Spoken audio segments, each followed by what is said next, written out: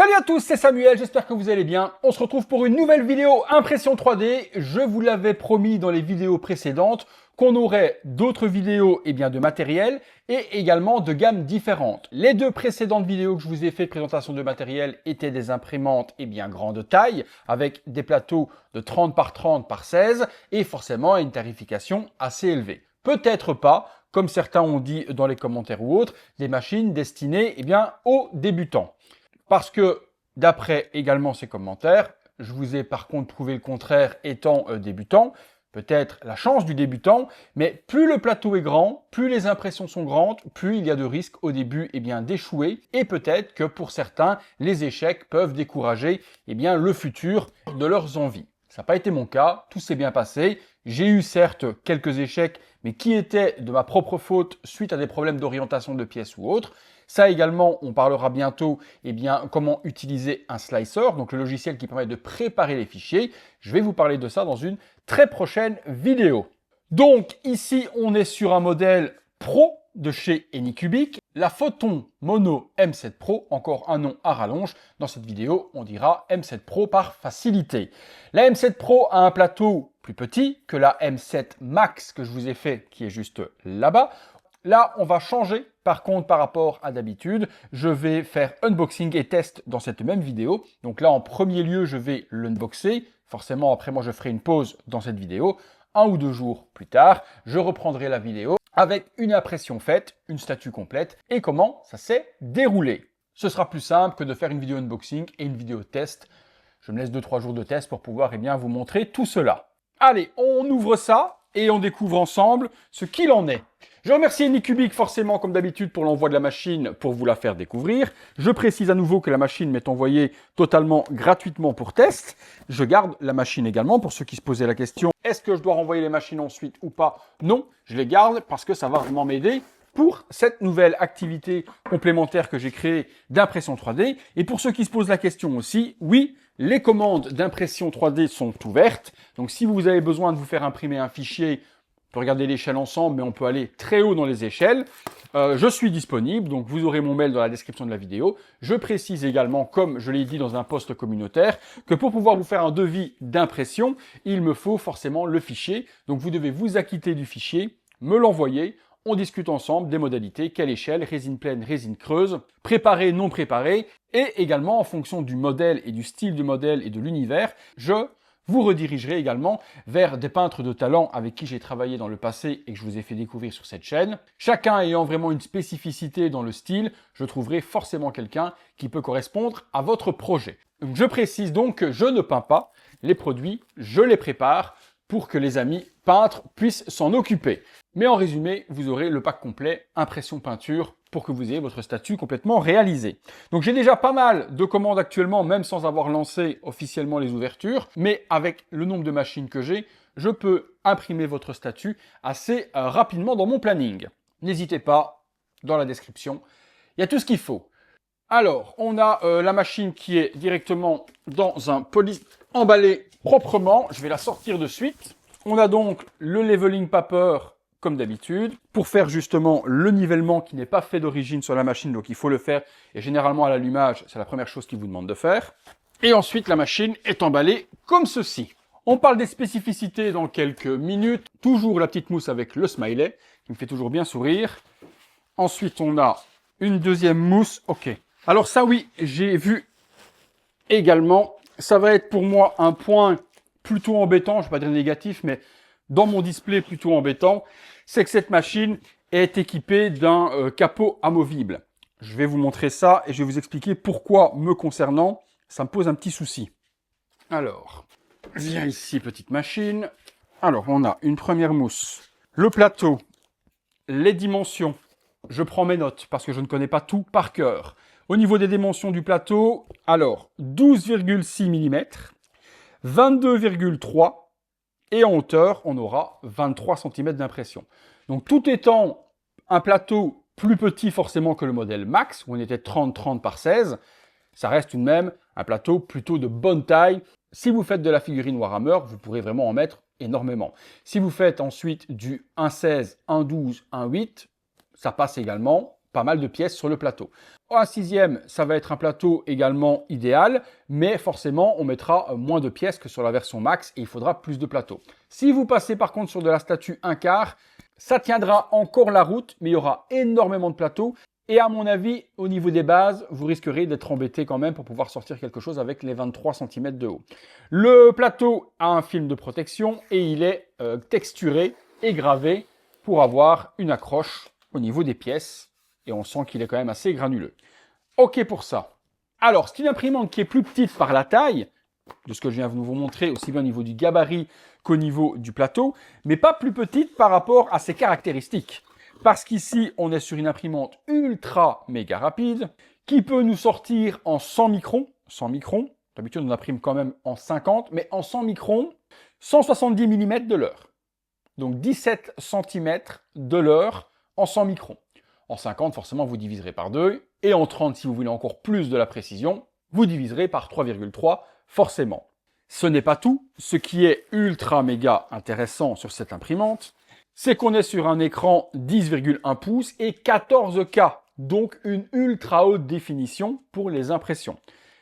Anycubic également ont une résine texture qui est 14K aussi et qui pourra forcément vous sortir des pièces de dingue. C'est ce que je vais moi utiliser pour cette imprimante pour le test, c'est la texture 14K. Comme ça on combine et la qualité de l'écran et également la qualité de la résine pour vous montrer ce que ça donnera au niveau des pièces. Dans le deuxième petit poli, on a la pompe d'auto-remplissage avec les tuyaux et forcément on va retrouver ici le bouchon. Alors, c'est quelque chose que j'ai essayé d'utiliser moi sur la M7 Max, mais j'ai pas trouvé ça super ingénieux en soi. Alors, c'est peut-être moi qui ne sais pas l'utiliser, mais vous, utilisateurs également peut-être chevronnés de la M7 Max et de la M7 Pro, vous allez me dire, quand je mets une bouteille derrière, ça fonctionne parfaitement si mon bac est vide. Si mon bac est vide, il descend la sonde, il voit qu'il n'y a pas assez de résine et il la remplit. Par contre, si je remplis manuellement mon bac, que je mets au niveau max, que je branche la bouteille, si le niveau descend, eh bien, il n'auto-remplit pas pour toujours garder le niveau max. Ce qui fait que j'ai déjà eu une bouteille pleine raccordée, un remplissage manuel pour avoir du coup 1 litre plus 1 litre derrière, et je suis arrivé sur une pièce qui faisait 1,2 kg, 1,3 kg, où il n'a pas rempli, et au final, il a pompé dans le vide, et il s'est arrêté parce qu'il n'y avait plus de succion, et il n'y avait plus de résine dans le bac. Alors, y a-t-il quelque chose à paramétrer? Aidez-moi. Les professionnels de l'impression et les spécialistes, est-ce que c'est de l'auto-remplissage si le bac est vide et également extraction de la résine puisque ça fait les deux. Ça permet de remplir et également de vider votre bac avec la petite tige de succion qui est là. Ou est-ce que c'est moi qui fais quelque chose de mal et que je n'ai pas l'auto-remplissage si je remplis le bac? Donc on a le bouchon qui va avec, le manuel, les spatules et toutes les clés pour régler justement, des gants, une spatule métal pour décoller vos pièces du plateau et la fiche d'alimentation. Comme toujours également, la petite clé USB qui va bien. Nous aurons ici le bac de résine, assez lourd, avec directement le FEP qui est installé. Alors, au vu de la transparence du FEP, j'ai pas l'impression que ce soit un ACF, parce qu'il a l'air plutôt transparent. Peut-être que c'est un HDF ou un autre rendu, mais en tout cas, ce n'est pas du tout le même que celui qui est sur la M7 Max. Il faut savoir également que cette imprimante n'est pas une nouveauté. Elle est sortie il y a 1 an. Donc moi, forcément, comme je débute maintenant, c'est maintenant que je vous en fais la vidéo. Mais j'ai vu que les autres collègues qui font des vidéos là-dessus ont déjà sorti leur vidéo il y a 1 an. Donc je tenais à le préciser. On a un gros module que vous pouvez voir juste là. C'est le module de chauffage de résine. Donc la résine rentre dedans, ressort et revient dans le bac, chauffée à la température que vous voudrez mettre. Ce qui est bien également, 4 vis juste là, qui ressortent, au moins quand vous posez votre plateau. Le FEP ne touche strictement rien. Forcément, à condition qu'il n'y ait pas quelque chose de plus épais que les petits étaux. Sinon, vous le déchirez. Mais bon, là, c'est du bon sens également. Cette imprimante, pendant que je unbox, je continue, est équipée du nouvel écran Turbolight 3.0. Ce nouvel écran, c'est justement ce qui permet d'imprimer ultra rapidement et qui va également avoir une très bonne puissance d'UV pour polymériser vos pièces hyper rapidement. Alors, je retire également cela. Et voilà. Donc, la machine, il y a le box qui est ici, plexi qui vient se mettre. Comme je vous disais tout à l'heure, pour moi, en 2025, maintenant, c'est une imprimante qui est sortie en 2024 du coup, mais en 2025, ce système de capot à devoir enlever, c'est un peu rédhibitoire pour moi. Quand on a eu des imprimantes eh bien, à charnière, ça, honnêtement, ça fait un peu has-been et un petit peu old school. Et moi, dans mon display actuel, il va falloir que je le revoie et la mettre autre part que dans mes étagères, parce que sinon, je ne peux pas enlever le couvercle. Et la laisser ouverte, je vous explique que dans mon garage, il y a des insectes parfois qui viennent se dissimuler quand j'ai ce garage ouvert et que je peins très très tard. Si je les ouvre, je vous assure que je ne veux pas avoir de moustiques incrustés dans ma résine dans une pièce. C'est très joli. Si vous faites du Jurassic Park, vous serez 100% accurate. Mais si vous faites autre chose, avoir un insecte en plein dans votre statue, ça ne le fait pas. Donc le capot pour moi, il est obligatoire. Mais à charnière, c'est l'idéal. Va falloir que je vois du coup comment je vais m'organiser pour ça.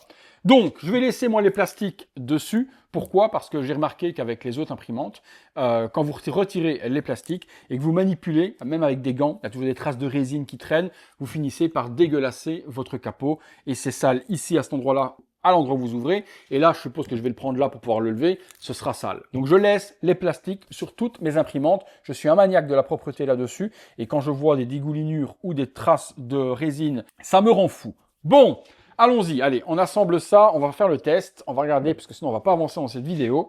Ils nous disent de retirer le film de protection de l'écran pour commencer. Alors, ils nous disent enlevez ça et mettez un film de protection. Je suis d'accord, mais il est où le film de protection? Ils ne le fournissent pas? Non. Alors, si, ils le fournissent. J'ai dit une connerie, il est juste là. Par contre, j'aurais préféré qu'ils le mettent eux-mêmes parce que ça, je vous cache pas que c'est une grosse galère à mettre. Pourtant, je vous assure que dans ma vie, j'en ai mis énormément puisque je travaillais dans la téléphonie, donc les films écrans, c'était mon truc. Mais là, c'est pas la même. Donc, les films écrans, je prenais ça au milieu, j'allais là, je plaçais, puis je lâchais et j'allais au milieu et je raclais ensuite. Là, j'ai essayé sur les autres imprimantes, je vous assure que je n'ai pas la même dextérité. Ah, je vous le confirme 2 fois même. Bon, on fera avec. Hein. Et c'est vrai que j'ai toujours des bulles. Alors, est-ce que les bulles peuvent changer quelque chose sur la polymérisation? Est-ce que ça laisse moins passer la lumière ou autre? J'en ai aucune idée. Vous me le direz dans les commentaires, les amis. Mais je pense ne pas être le seul à avoir des problèmes pour mettre les films écran. Voilà, c'est protégé. Ensuite, il nous demande de mettre ceci, et là également, au niveau du FEP. Ah si, c'est de l'ACF, c'est parce que je vois qu'on est ultra flou. Avec cette partie-là, on ne le voyait pas. Maintenant que je l'ai enlevé, on le voit. Donc même film pour moi que sur la M7 Max, et je trouve ça super résistant me concernant. Voilà, et c'est connecté. Par contre, j'ai pas vu les vis de fixation du plateau. Elles sont là. Allez, je pose ça là, on va faire le leveling ensemble. Donc, on accroche le plateau, on le serre bien. On prend le leveling paper, on le place sur l'écran. Je viens installer également la petite pompe, comme ça elle sera complètement assemblée. Et on a également la petite antenne Wi-Fi à venir fixer ici derrière. Ça, c'est ce que je trouve aussi ultra bien fait chez Anycubic. C'est l'application mobile pour pouvoir gérer tout vraiment à distance. L'application est vraiment ultra complète, vous pouvez tout contrôler, lancer les fichiers à distance, suivre le temps, voir où on en est, nombre de couches, s'il y a une erreur ou quoi que ce soit, et je vais vous en parler sur cette imprimante, il y a énormément de technologies qui détectent les erreurs, problème d'impression. Si le print, par exemple, foire parce que vous avez mal orienté vos pièces, que ça finit à se décrocher, ben à un moment donné, vous allez avoir un message d'erreur. L'imprimante va s'arrêter, elle ne va pas continuer à appuyer sur le FEP et le déchirer. Elle vous met erreur de succion et la pièce s'arrête. Pareil également, s'il n'y a plus de résine parce que vous avez oublié, ça s'arrêtera automatiquement aussi. S'il y a un problème de chauffage, que le bac est mal connecté, vous aurez une alerte. On est vraiment ultra en sécurité avec cette imprimante. Et je le répète une fois de plus, même pour les débutants. Allez, je branche, hop. Alors, bizarrement, je la branche, et au moment où je la branche, j'ai des ventilateurs qui se mettent en route alors qu'elle n'est pas allumée. Alors, je ne sais pas si c'est normal. Bonne question.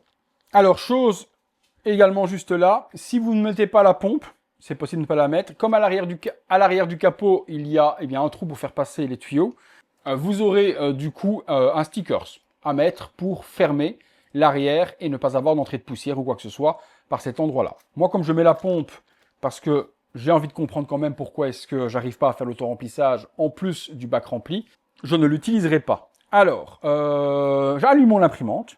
Au niveau design, on reprend à peu près la même chose que ce qu'on avait avec la M7 Max. Photon mono M7, ici c'est marqué Pro forcément, sur l'autre c'est marqué Max, mais on a le même design similaire, à part qu'il n'y a pas de partie plastique de chaque côté qui ressortent, dû forcément à la taille plus petite, mais l'écran est pareil. Alors, on met français, oui. Mondial, oui. Première initialisation de la démarrage. Démarrer. Installer la plateforme, c'est fait. Installer la cuve de résine. Verser de la résine, ben non, pas pour le moment. Hop, connexion au Wi-Fi. Suivant. Ça, c'est pour télécharger l'application, je l'ai déjà. Commencer à imprimer. Mais avant de commencer à imprimer, on va niveler tout ça. Je ne pense pas qu'elle soit nivelée de départ, mais il ne me le demande pas. On fera également la mise à jour, parce que peut-être que je ne suis pas en dernière mise à jour. Alors, je fais un test de nivellement, inspection du nivellement en cours. On va voir ce que ça donne. Et on appuie sur point de l'axe. Ils vous disent après de passer sur 1 mm, de descendre une fois, 1 mm, et ensuite 3 fois. Voilà. Et le papier ne doit plus bouger. Et ensuite de refermer les vis en appuyant avec votre main. Et dans ce sens-là, celle-là en premier. Ensuite celle-là. Et on recroise de l'autre côté. Et une fois que vous avez fermé, vous serrez un bon morceau de clé, un bon quart de tour de clé. Et vu la pression que ça met, il vaut mieux que ce soit bien serré. Ensuite, ils nous disent de remonter, retirer le papier. Alors, jusqu'à 50. Enlever le papier, mettre le papier ici sur le côté et retourner à l'axe 0. Ok, le papier tient parfaitement. Et de l'autre côté, le papier tient parfaitement aussi. On est bon. Eh bien, écoutez, il ne me reste plus qu'à tester l'imprimante, voir ce que ça donne, voir une impression réalisée complètement avec cette imprimante niveau qualité. On va donc utiliser la texture 14K. Je vous retrouve d'ici 2-3 jours pour vous, une seconde, et on en reparle tout de suite. C'est parti. One eternity later. Nous revoilà quelques jours plus tard. Je ne peux pas vous mentir, je suis habillé différemment, et en plus, regardez, j'ai encore moins de cheveux qu'il y a quelques secondes. Donc, j'ai testé la machine de fond en comble pendant 4 à 5 jours. J'ai fait, comme vous pouvez le voir juste ici, énormément d'impressions. Des impressions dédiées sur l'univers de Alien Earth, la série, que je n'ai pas encore regardé pour le moment, mais je compte m'y mettre justement à partir de ce soir et déguster ça tranquillement étant un grand fan de la licence. J'ai mon ami Laurent qui m'a demandé donc une grosse commande Alien Earth avec l'Oculus, donc l'espèce de bestiole tentaculaire de la sorte avec un globe oculaire. Le fichier est composé de 2 globes, un globe avec des iris qui vont regarder droit et un globe avec des iris qui regardent vers le haut. Au niveau de la résine utilisée, ça a été imprimé avec de la résine Anycubic 14K texture, une résine que je vous recommande à 2000%. Pour preuve, j'en ai recommandé 20 litres de plus, je ne passerai plus par autre chose. On a un résultat vraiment impeccable dans la texture, son nom l'indique, dans le détail, et également une solidité meilleure que la résine V2 et une certaine flexibilité qui évite également certaines casses. On a donc cet œil que l'on peut donc retirer de cette base. Je viens de vous montrer de près les détails sur les tentacules. C'est vraiment hyper bien fait. J'ai testé de la résine translucide avec les larves de fœtus justement d'aliens. Donc hop, sculpté également en 2 parties pour avoir à l'intérieur. Je vous ai fait un short également il y a quelques jours pour vous montrer comment les réaliser, les assembler, les peindre pour voir le squelette. J'ai les versions terminées ici que je vous montre de près aussi, peintes avec la transparence de la résine et on voit forcément à travers le squelette de l'alien dans cette larve. Donc résine translucide, sans aucun souci non plus pour imprimer avec cette imprimante, ça s'est passé parfaitement. J'ai ici également un chestbuster qui est en plusieurs morceaux. Il n'est pas assemblé parce que pour l'envoi au peintre, je préfère le laisser en différents éléments, mais en tout cas le fichier est super bien, mais alors super bien étudié pour ne pas avoir de jonction du tout visible dans les emboîtements. Donc si on emboîte la bête, ça donne à peu près ça, voilà, et également la queue qui va être ici, qui vient s'assembler, et vous avez le chestbuster d'Alien Earth également, que j'ai imprimé avec cette M7 Pro. Je vous montre de près aussi, texture de la peau de l'alien, toute la peau fripée, ses petites mains, ses doigts et autres, les dents sont bien détaillées, pas de noyage. J'ai pas fait le dôme translucide pour la simple et bonne raison qu'il n'y a pas de détail à l'intérieur par le sculpteur. Il aurait fait le squelette à l'intérieur justement de ce dôme, je l'aurais fait translucide pour qu'à travers on puisse voir justement la structure du squelette. Le sculpteur ne l'a pas fait. Si je le faisais transparent, on voyait le vide à l'intérieur. C'est pour ça que je l'ai laissé tel quel. Mon ami peintre qui va s'occuper justement de réaliser la peinture sur tout ça fera un bel effet brun bien visqueux, dégueulasse, avec également un superbe vernis pour avoir le rendu. Et on termine également par toujours de la série Alien Earth, l'espèce de tic bien dégueu. Il y a l'espèce peut-être d'œil, je sais pas trop, j'ai pas encore vu la série, là sur le dessus. Les petites pattes et les ongles sont ultra bien détaillés aussi. Franchement, une machine que je peux vous recommander. Si vous n'êtes pas dans les gros volumes et que vous voulez faire du 1/6, du 1/10, du 1/12 et même jusqu'à des toutes petites figurines Warhammer puisqu'elles montent jusqu'à du 14K au niveau résolution, donc on peut vraiment aller très loin dans le détail. C'est une imprimante hyper facile à utiliser en plus, et mon Dieu, quelle rapidité également. Elle met à l'amende les 3 autres imprimantes que j'ai. Sans déconner, elle va à une vitesse phénoménale. Tout ce que je vous ai montré là a été imprimé en 50 microns, donc au niveau de l'épaisseur de couche, 50. On peut aller sur du 30 et jusqu'à du 10 si on veut vraiment de l'ultra méga détail. Et elle a une vitesse qui est juste phénoménale en 100 microns. Je vous en ai parlé également dans l'unboxing. Eh bien écoutez, si cette imprimante vous intéresse, dans la description de la vidéo, je vous mets les liens. Actuellement, il y a des promotions pour l'anniversaire. Je vais essayer de sortir la vidéo rapidement parce que je pense qu'il ne reste plus que 3 jours. L'anniversaire d'Anycubic, donc vous avez des remises complémentaires sur leur site. Je vous mets tout ça là. Foncez, imprimante, juste nickel. Pour preuve, c'est pas que je vous vends du rêve et que forcément derrière, c'est que des paroles, il n'y a pas les actes. Ici, en plus des actes, il y a les pièces que je viens de vous montrer. Si c'est propre, Alien Earth vous intéresse, également vous avez mon mail dans la description de la vidéo. Vous pouvez me contacter pour demander une tarification peint ou non peint, c'est vous qui voyez. Allez, j'espère que la vidéo vous a plu. Je remercie Anycubic une fois de plus pour le partenariat. Elle a rejoint sa grande sœur de taille, mais non pas de résolution, la M7 Max. Un autre test d'imprimante arrive également très bientôt. Dites-moi ce que vous en avez pensé dans les commentaires. Si vous avez aimé la vidéo, le like, l'abonnement, la cloche, les notifications. Comme d'hab également, si vous voulez voir toutes ces vidéos en avant-première, il y a le bouton rejoindre. N'oubliez pas non plus de rejoindre la chaîne Virtual Devil 3D Printing. Donnez-moi de la force, c'est très timide pour le moment dessus.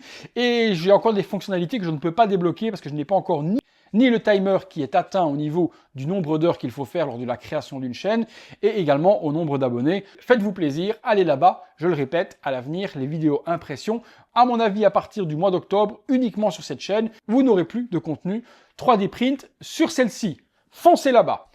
À très bientôt pour une prochaine vidéo.